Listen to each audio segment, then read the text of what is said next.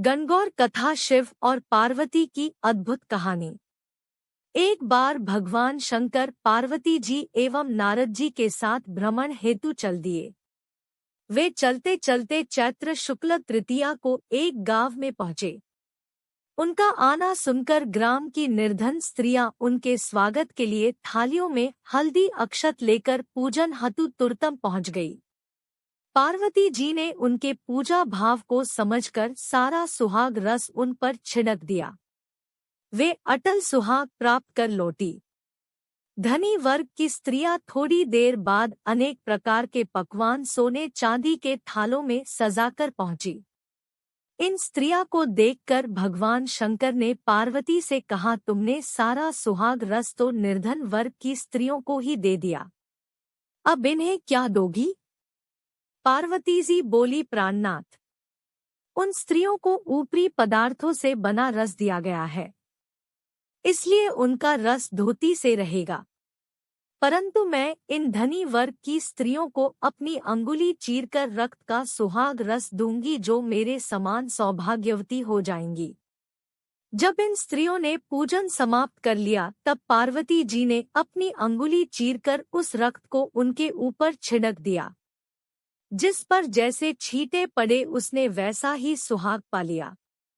इसके बाद पार्वती जी अपने पति भगवान शंकर से आज्ञा लेकर नदी में स्नान करने चली गई।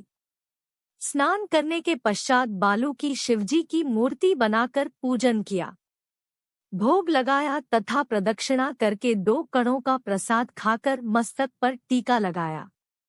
उसी समय उस पार्थिव लिंग से शिवजी प्रकट हुए तथा पार्वती को वरदान दिया, आज के दिन जो स्त्री मेरा पूजन और तुम्हारा व्रत करेगी उसका पति चिरंजीवी रहेगा तथा मोक्ष को प्राप्त होगा। भगवान शिव यह वरदान देकर अंतर्धान हो गए। इतना सब करते करते पार्वती जी को काफी समय लग गया।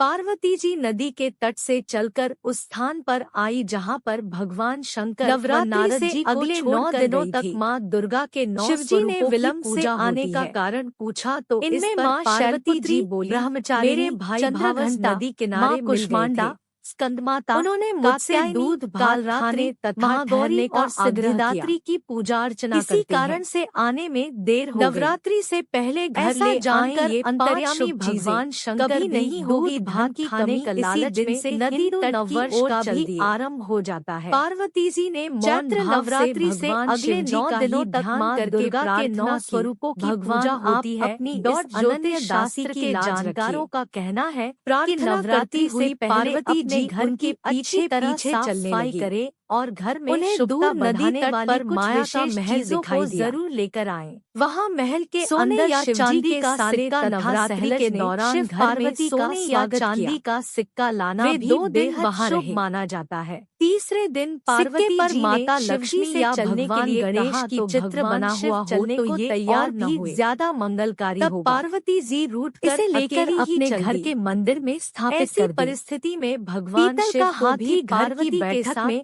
अगर पीतल का एक छोटा सा हाथी रख ले तो घर में सकारात्मक ऊर्जा भगवान शंकर बोले, मैं तुम्हारे मायके में न सिर्फ नकारात्मक ऊर्जा को दूर रखता है लाने के लिए बल्कि कामयाबी के रास्ते भी खोलता है। भगवान ने पार्वती जी को नवरात्रि में नारद जी से भी घर लेकर आ सकते हैं। वहाँ पहुँचने पर नारद जी ख्याल रखे महल नजर नहीं आया। की सूंड ऊपर की तरफ दूर दूर तक जंगल ही जंगल था। सहसा बिजली कौंधी। नारद जी को शिवजी की माला एक पेड़ पर टंगी दिखाई दी। नारद जी ने माला उतारी और शिवजी के पास पहुंचकर यात्रा कर कष्ट बताने लगे। शिवजी हंसकर कहने लगे, यह सब पार्वती की ही लीला है। इस पर पार्वती जी बोली, मैं किस योग्य हूँ, यह सब तो आपकी ही कृपा है। ऐसा जानकर महर्षि नारद जी ने माता पार्वती तथा उनके पतिव्रत प्रभाव से उत्पन्न घटना की मुक्त कंठ से प्रशंसा की।